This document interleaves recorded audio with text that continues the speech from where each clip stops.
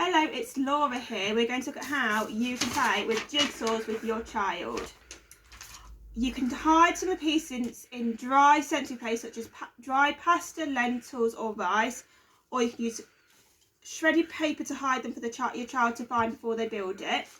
If they're on insect puzzle levels, you can wrap them up so that they have to unwrap it to find, or you can make a large pasta parcel and play as a play interaction game, passing it around and stopping when the music stops, and taking it in turns to unwrap a layer and build the jigsaw together.